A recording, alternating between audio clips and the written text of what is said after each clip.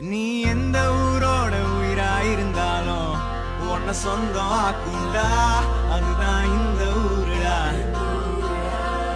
எங்க பீச்சு காத்து மேல பட்டா போதுண்டா, உனக்கு நல்ல ராசிடா, இனி நீ சென்னை வாசிடா.